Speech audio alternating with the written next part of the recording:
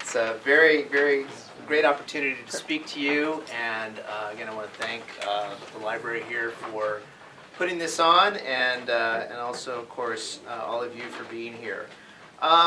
There's a lot we could talk about today about the U.S. Constitution, and we could, spend an entire semester on it. In fact, in law school, we do spend an entire semester on, 2 semesters actually, on constitutional law. The first year, law students take Constitutional Law 1, which is the structural features of the U.S. Constitution and how it protects rights and liberties. And so that's actually what I'll be talking about today. The second part of constitutional law for second and third year law students focuses on equal protection and the First Amendment. But what we'll be talking about today actually will touch upon all the rest of the Constitution, and of course we can talk about a lot of different topics of constitutional law that are so relevant today, like the Emoluments Clause, for example, but that's a little bit of deep interest for some of you maybe, but maybe not everyone.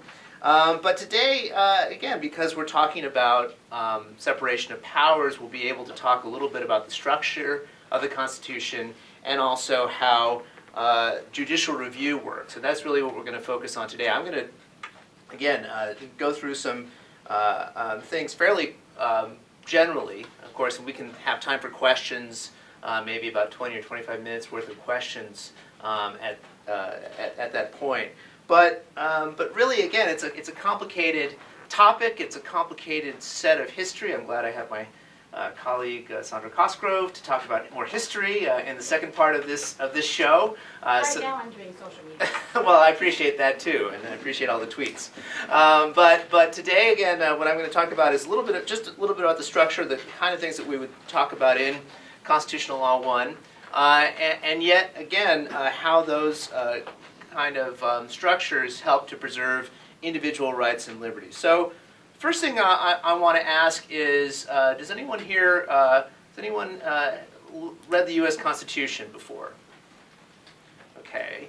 So, if you haven't, we have extra copies, of course, here at the table, and they're being distributed. I don't think we'll run out, because I brought some copies from the American Constitution Society, which, as Shelley said, is a national organization dedicated to the promotion of the rule of law and the improvement of the law for the rights of all people. And so that is based in Washington, D.C., but as Shelley said, there are chapters all over the country, including here in Las Vegas and at UNLV Boyd School of Law. So I'm really, again, happy to be associated with that group, and I'm happy to be part of their effort on Constitution in the classroom or in the public, as we're doing today. As you also know, there's a Constitution Day in September when the Constitution was actually ratified in 1787, and it is another opportunity to talk about some of the issues that come up under the U.S. Constitution,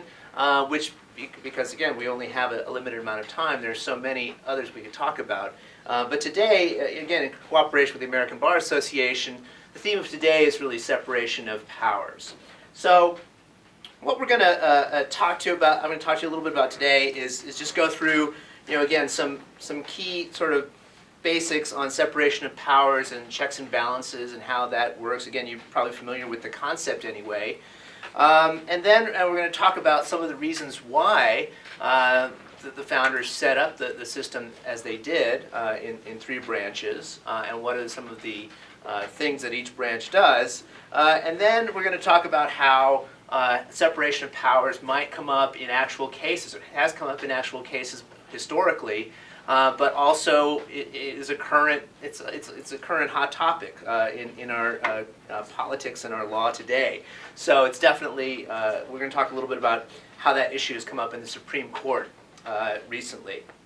So hopefully, again, after this, say 20 or 25 minutes we have together, you'll be able to know something about the basics of separation of powers, and we'll talk about some particular situations where we might be worried about, again, both the separation of powers as it's set up, and also perhaps the stepping over the line of one of the other branches. And again, we'll talk about some different difficult public policy issues. First of all, how many of you can name at least one branch of government? Okay, what branch would that be, sir? Executive, judicial, and legislative. Okay, well there you go. The rest of my questions are answered. We've already answered all three. So we have again executive, legislative, and judicial.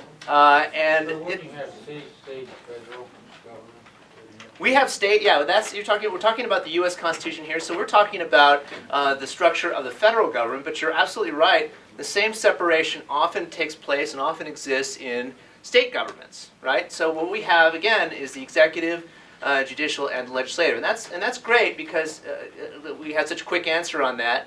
Because a lot of individuals, if you take polls, they can't name one branch of government. So we're already ahead of the curve in terms of that statistic.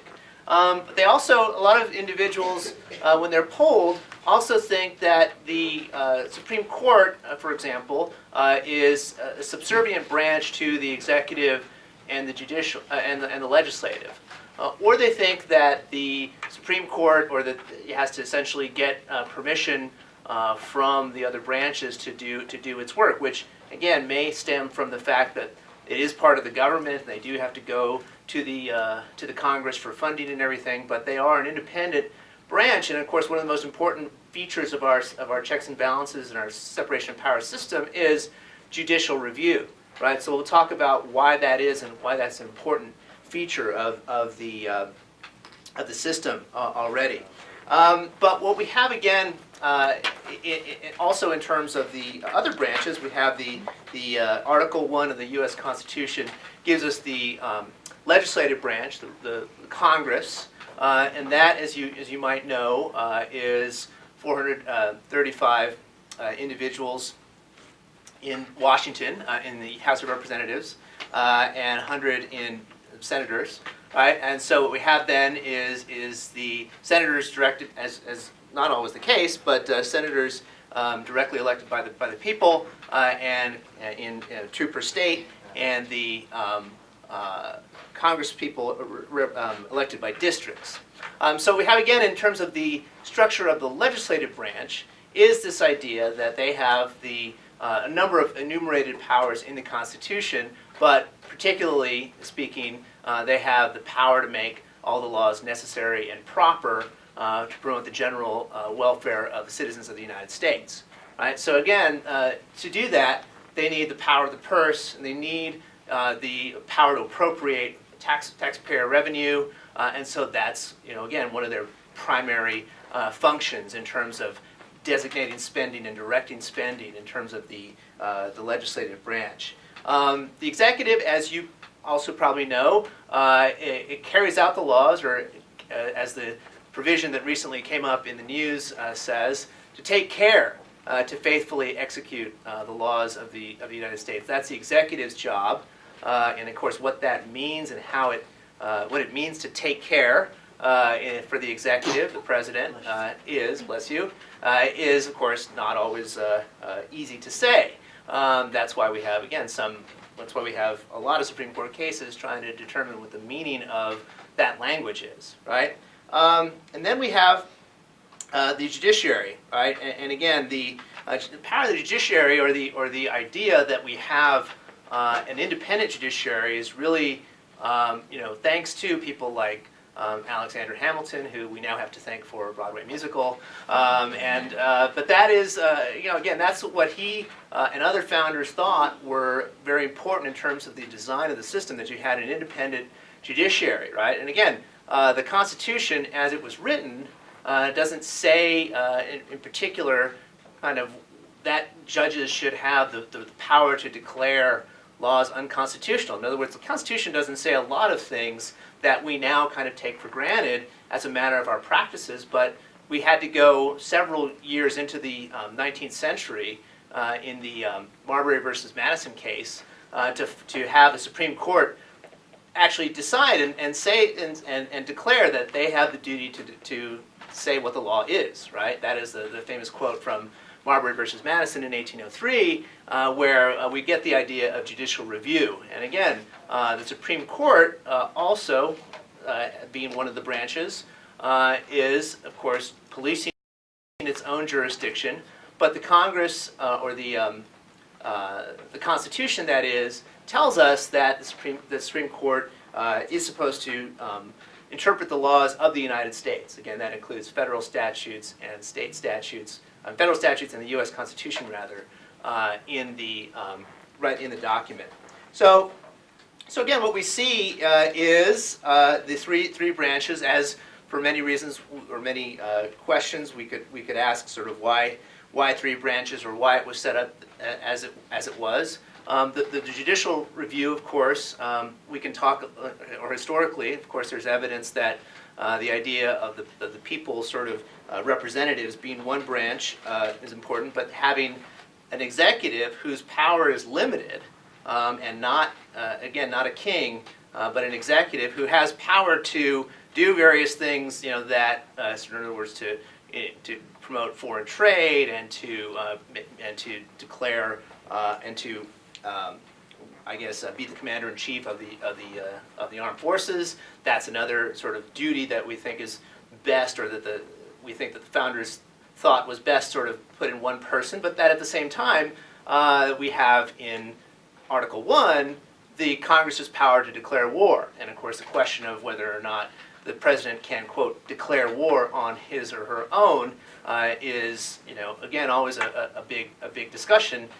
Because only sort of Congress has the power to declare war, but if the president says I'm not declaring war, then arguably they're not subject to that power, right? And so we have had a lot of wars in our view that were not declared wars because Congress didn't declare them, right? So again, that's another sort of separation between the president being the commander-in-chief, but the Congress having the power to declare war. And so that is something that has vexed constitutional law scholars for a long time. And then, again, we get to the judiciary, and we talk about the idea that there is judicial review. And we know, as I think you heard, we know that there are state courts, and state courts are often elected, like they are here in Nevada. And yet, there's in the federal system, it's all appointed by the president and subject to the advice and consent of the Senate, right? And so that has raised some separation of powers issues in the past, right? So we have, again, the federal court system made up of district courts, trial courts like the one over this way across Las Vegas Boulevard, the U.S. District Court for the District of Nevada. And then we in Nevada are in the Ninth Circuit Court of Appeals, and that covers several western states, a big part of territory. But we are we are in that circuit, and those decisions, when they're made by the Ninth Circuit Court of Appeals, then can get appealed to the U.S. Supreme Court, right? So that's our federal court system, and all those judges all through the system are appointed by the president and not elected, right? And so again, we can talk about separation of powers as a check on political decisions or political, again, the winds of political change. But really, one of the best checks is actually this idea that you don't have elections, right? And they are not subject to the same kind of political winds as other branches. And so that, of course, is complicated when the system, anyway, that was set up in terms of the president picking the Supreme Court justices has been complicated in our history. So in the 1930s, President Franklin Roosevelt, remember Franklin Roosevelt? What was he famous for? New Deal. The New Deal, right? The New Deal was one of his famous legislative and executive accomplishments, and he was trying to get it passed, he got it passed, but he was trying to get it enforced. But the Supreme Court at the time believed that a lot of his initiatives were a violation of the Constitution, right? So they were striking them down on freedom of contract grounds. Well, Franklin Delano Roosevelt didn't like that, and he came up with a plan called the court packing plan that would then increase the number of Supreme Court justices every time there was a retirement or a death by one. And so he would be able to, when that happened, be able to have he would be able to appoint more justices on his own. Well, that he actually wanted to send to Congress, again, as a plan because Congress also has the ability to cover the federal jurisdiction or the jurisdiction of the federal courts. Again, it's one of those cooperative balances that the Constitution gives certain judicial authority to the U.S. courts, but Congress also has a role in terms of deciding what that jurisdiction is, and they do it in a lot of different ways, including patent cases or other specific kinds of cases or bankruptcy cases that they can make exclusive or non-exclusive. And so again, it's not all, in other words, not all written in the Constitution. It is a cooperative enterprise with Congress and the President.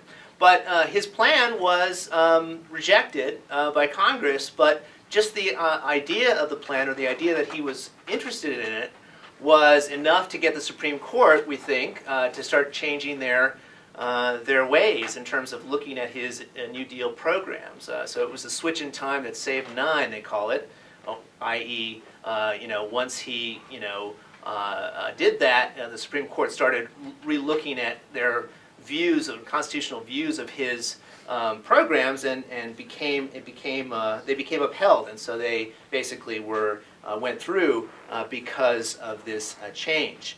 So that, again, the Supreme Court is always, how many justices currently, by the way, are there in the Supreme Court? 9, right? So again, that's another thing that a lot of people don't know. So you're all ahead of the curve, right? Right away there was 9. Some people think there's 10 or 12 or 19 or 100. You know exactly how many there are. There are 9.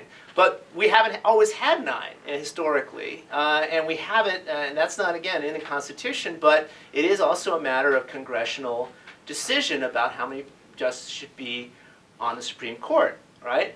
And that has caused controversy recently, in terms when we had, just a couple of years ago, we had 8 with the death of Justice Antonin Scalia in 2016.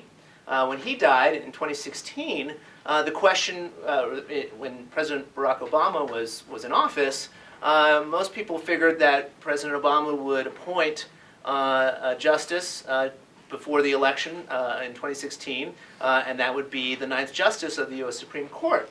Well, as you might know, that wasn't the way that the Senate saw it, or the people running the Senate at the time, the Republican majority. And so they decided to hold that seat, or not have a hearing, not have any kind of process on President Obama's nominee until the election.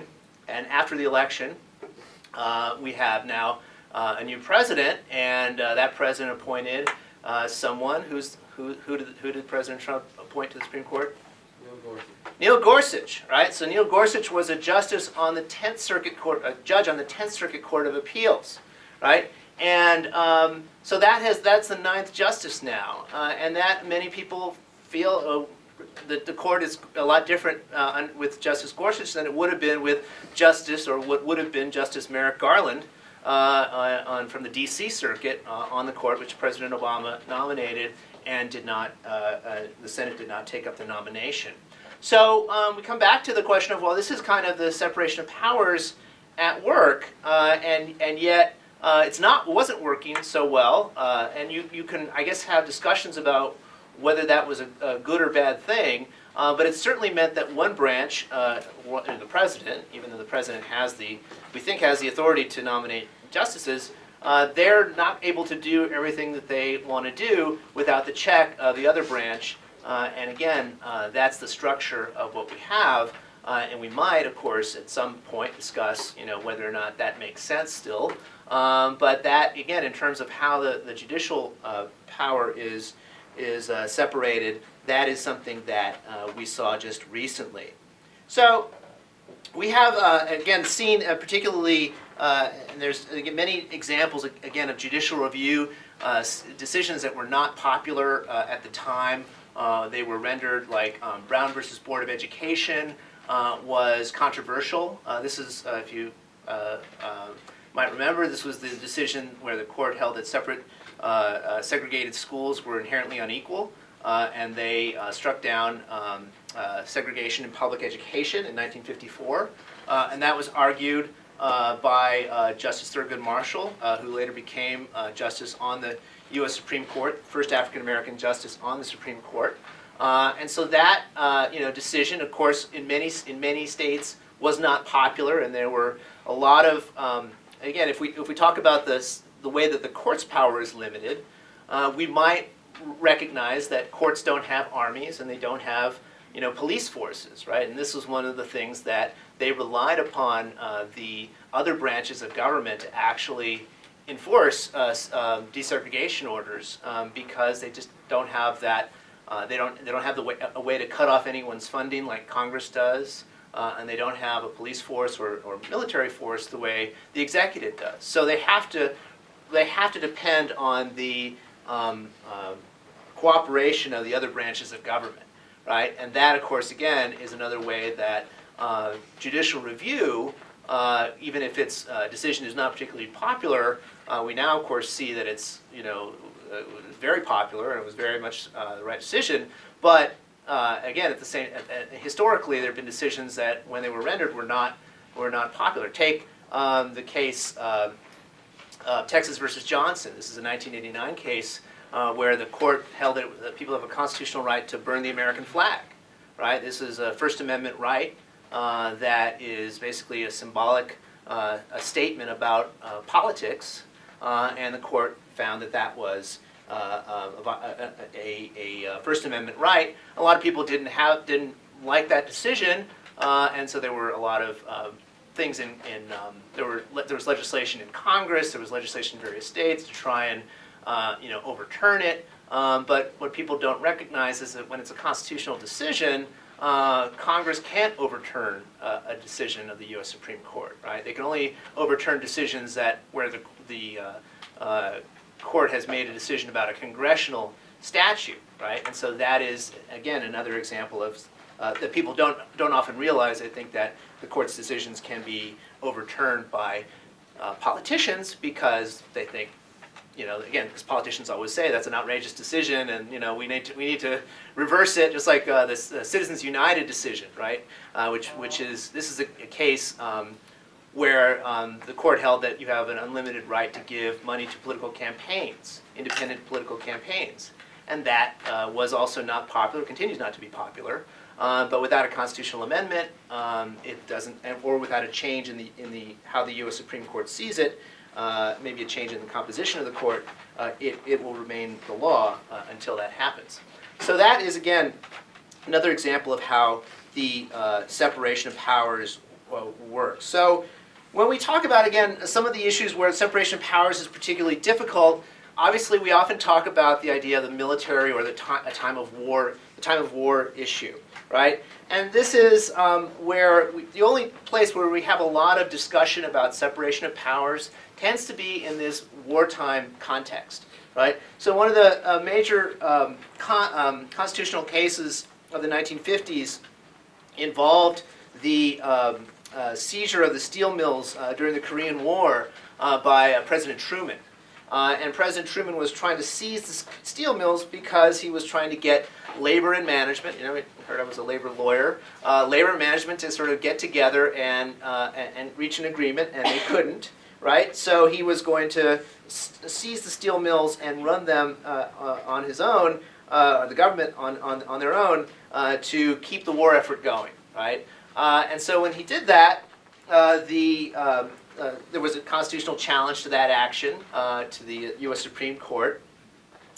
And the court went through, or at least there was many sort of different opinions of the U.S. of the court in Youngstown versus Sawyer, Youngstown Sheeton 2 versus Sawyer.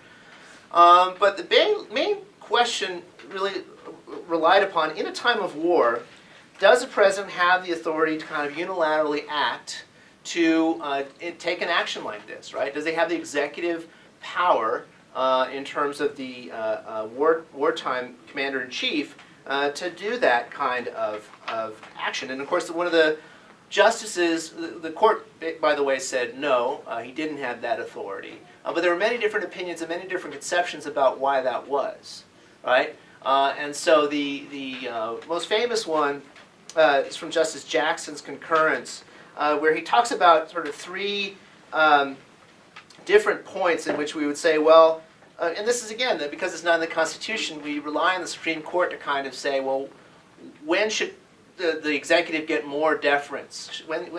Should he get more leeway, in other words, to make these decisions, right?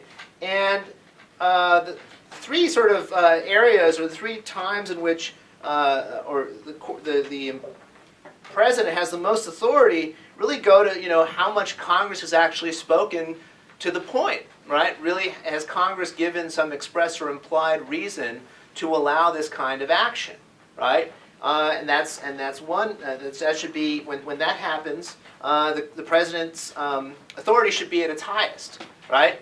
But when Congress is not said anything at all, one way or the other, there is basically more leeway for the president to engage in these kinds of actions. But again, this is kind of the where the court has to have its judgment about how much discretion the president should really have in this area. And then when the president's actions are against the will of Congress, he really has the lowest ebb of his power. Again, in this conception. So this framework, again, has stayed with us, but it goes back to the whole idea that even when we say the president is commander-in-chief, the Supreme Court has said that there is a reason to look to Congress and say, what have they done on this? What have they said on this particular issue? And is this against what they've actually said? Right? So that tells us again that the president's authority is not absolute, even in wartime. Right? And so we have, again, a couple of other examples throughout history where that has come up again.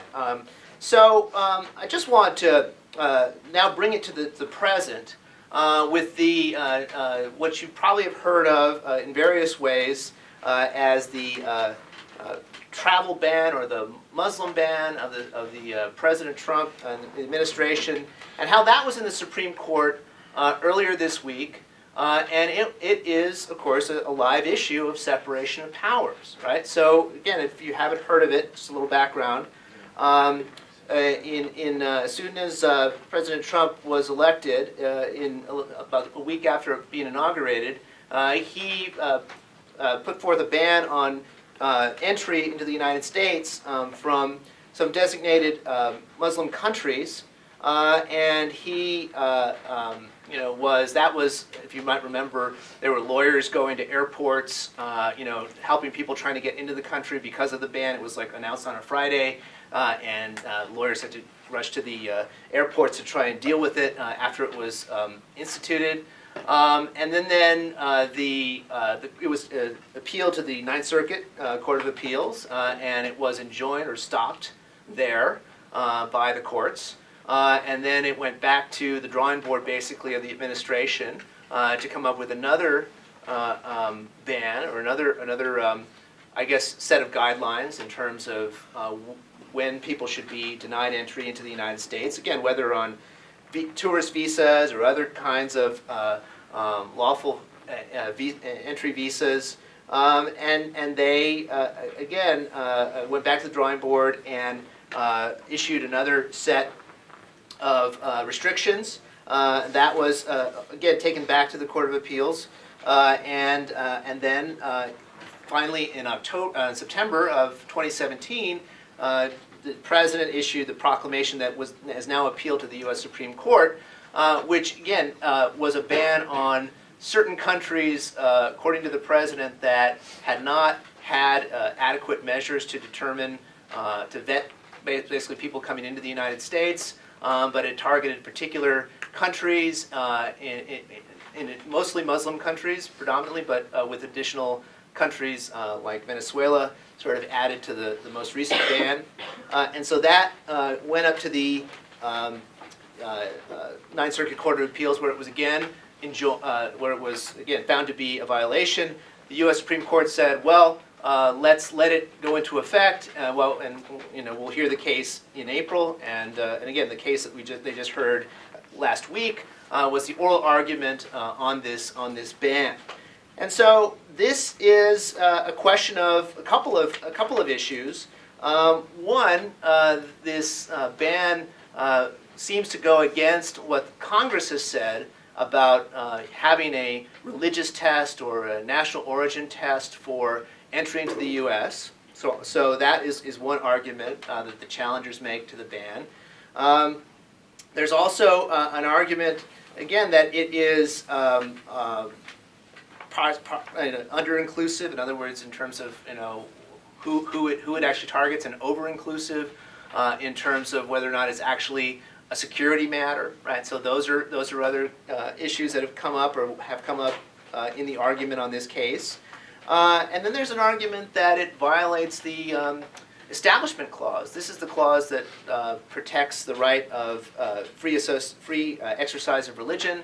And this is, again, the idea that one part of the Constitution says government shall not have an official religion, and that's the Establishment Clause, and another part that says citizens of the United States should be able to freely exercise their religion. That's the Free Exercise Clause.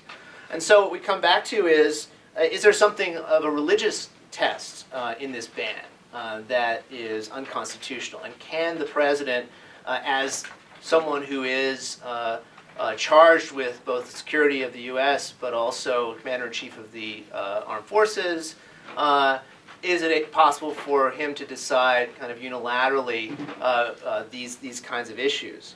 At the same time, that Congress legislates on the immigration system all the time, right? They have all kinds of rules about immigration that they set forth, right? And so we're not, again, talking about kind of a steel seizure kind of case where we're talking about sort of a war effort that's trying to be supported. Here we're talking about, again, a national security question that seems to have a lot of overlap with what looks like religious discrimination and maybe national origin discrimination as well, both of which, again, are prohibited.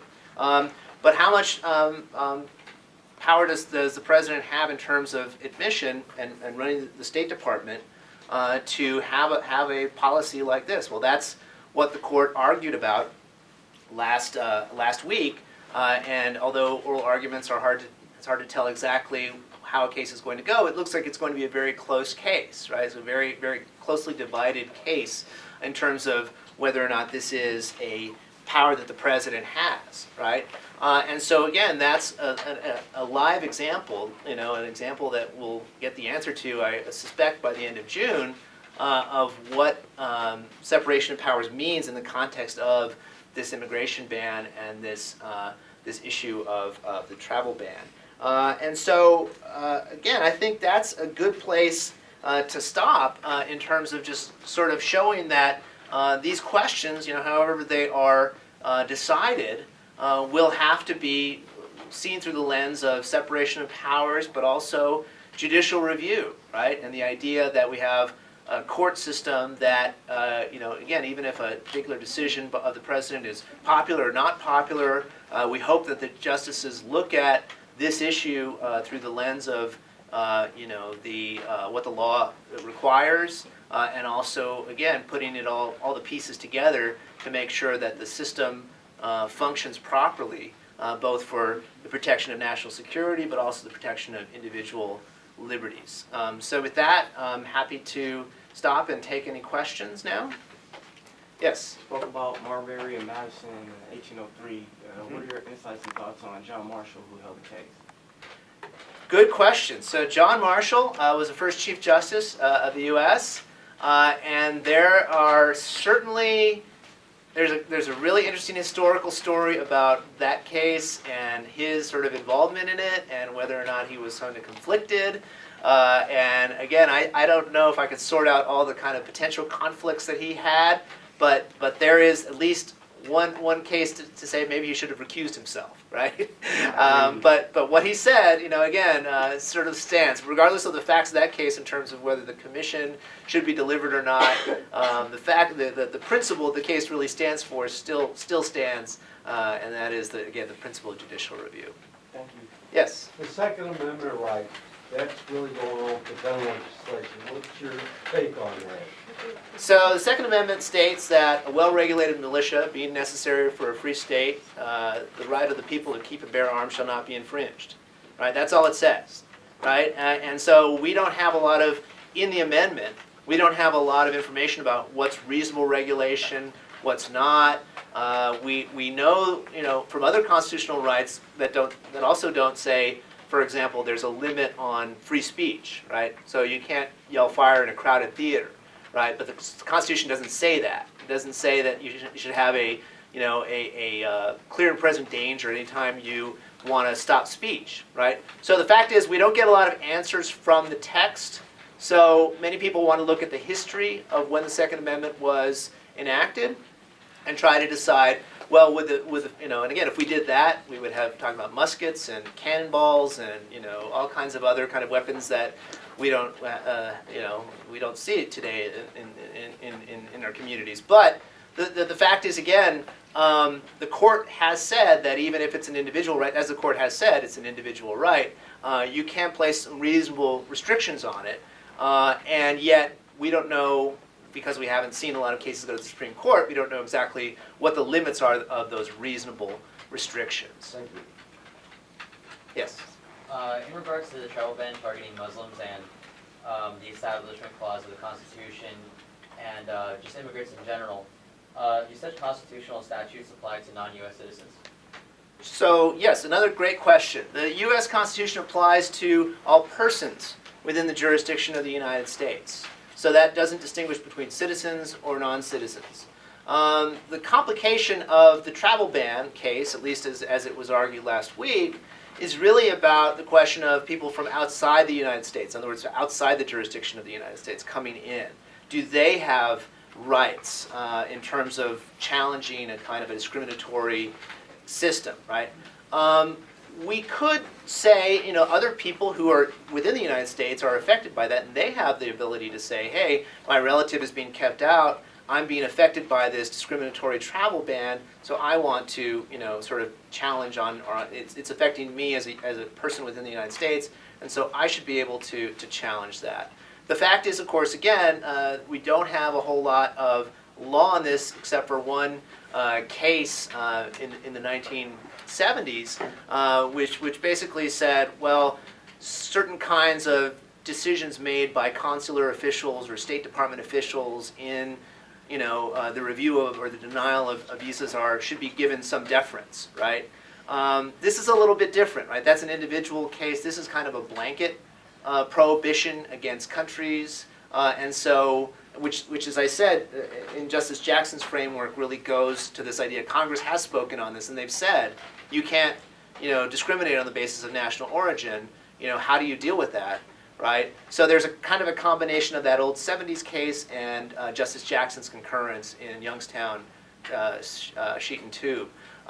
So that's the difficult question that's in front of the court. But I mean, the bottom line answer to your question is, yes, constitutional rights apply to all persons in the United States regardless of their citizenship. And furthermore, can somebody from a Middle Eastern country who is directly affected by the travel ban, can they sue the United States and through the Supreme Court, or no?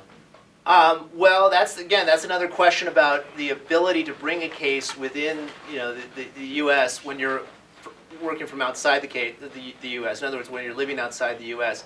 You're really talking about something in the law we call standing, right? So standing to sue in U.S. courts when you're outside the jurisdiction of the United States. What we have in Trump versus Hawaii, as the name implies, is the state of Hawaii being the party that's saying we're being affected negatively by this travel ban, and we have standing to challenge it. So they're really, again, they're the party, and other universities and businesses and other U.S. parties that are affected by the travel ban are saying, hey, we're injured by this, and we need it reversed.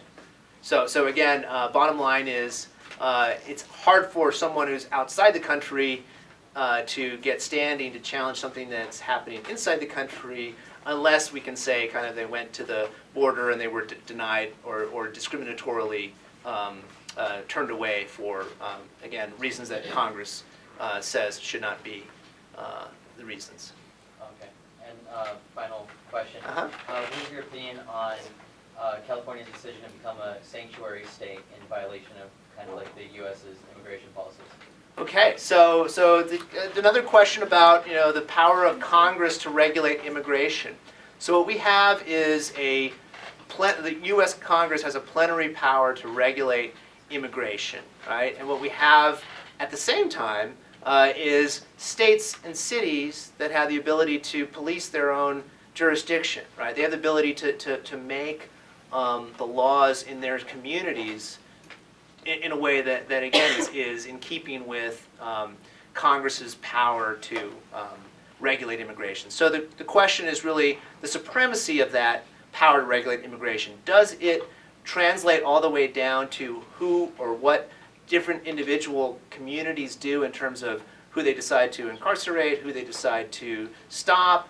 Again, this has come before the Supreme Court also in Arizona, right? And again, the Supreme Court, in a sort of a mixed decision, said, well, Arizona can do some things or can't do some things because Congress has occupied that space, but they can do some other things, again, that are in keeping with their police power, in other words, their power to basically enforce their own laws the way they see fit in their jurisdiction. So it's exactly the same kind of question that's going to go back to the Supreme Court in terms of sanctuary cities, which is, are those somehow treading upon the federal government's power to regulate immigration? And if they are going to be preempted. But again, I think that there's enough of a question to say and with this Supreme Court, it's definitely going to be another very close call.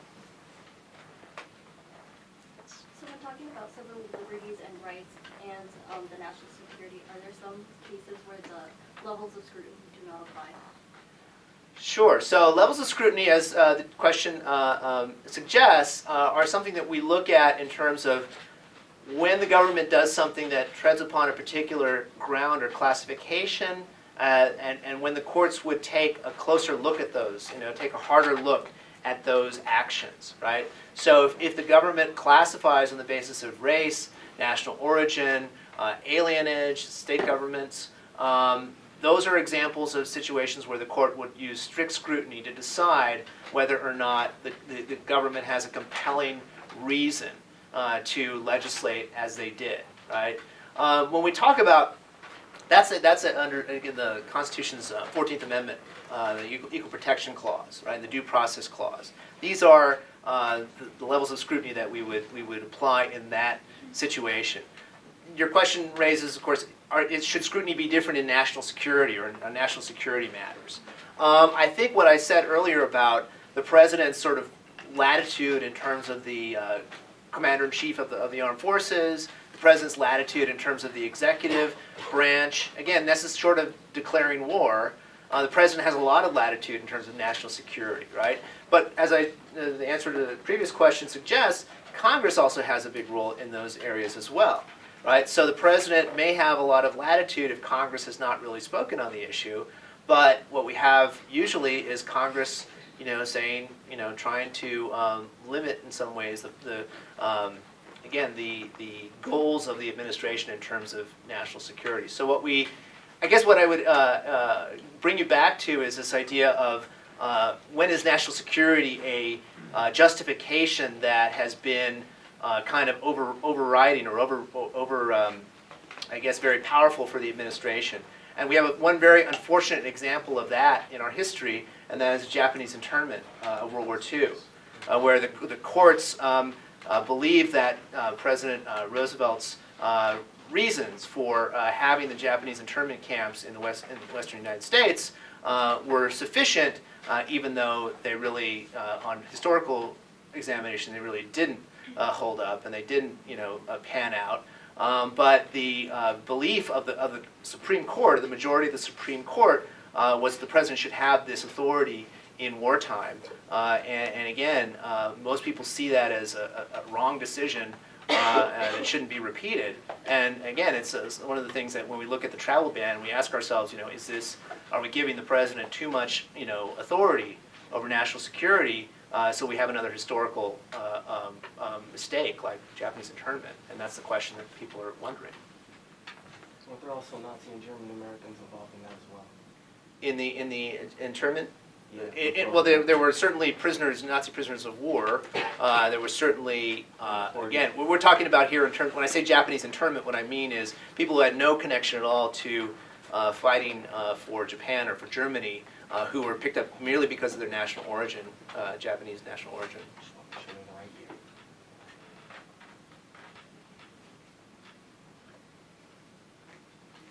Yes. I just have one final question Uh-huh. about the rights of this marijuana that's going on across the nation. Uh-huh. What is your take on that? Well, again, as a constitutional law professor, I have to see it constitutionally, right? The question of whether or not states have the authority, just like I was saying earlier to the earlier question, do states have the authority to police, their law enforcement in their own borders? Generally, yes, but we also have federal statutes that criminalize possession and use of marijuana on the federal level. And so this has actually gone to the Supreme Court in terms of medical marijuana, where the Supreme Court said that, again, the government did not necessarily have to, repeal its laws for California or any other state that had a medical marijuana statute.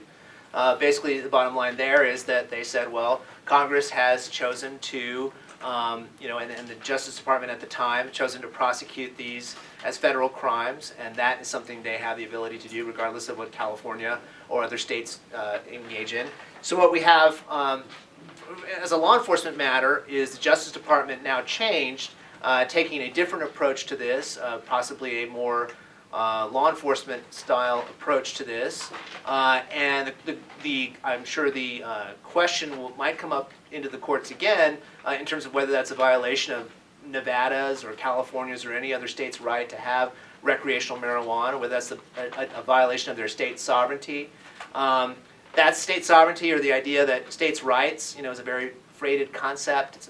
It's a hot topic in terms of a lot of cases. But when it comes down to it, when the federal government says we want this to be a federal matter and only regulated by the federal government, that has a lot of weight with the courts. So bottom line is, it's partly a law enforcement issue, but partly a question of whether Congress can do something legislatively to try and stop recreational marijuana in other states.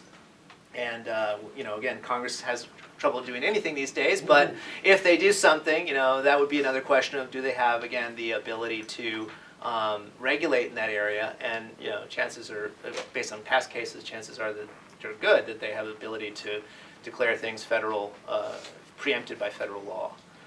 So that is, I think, the state of things in terms of recreational marijuana.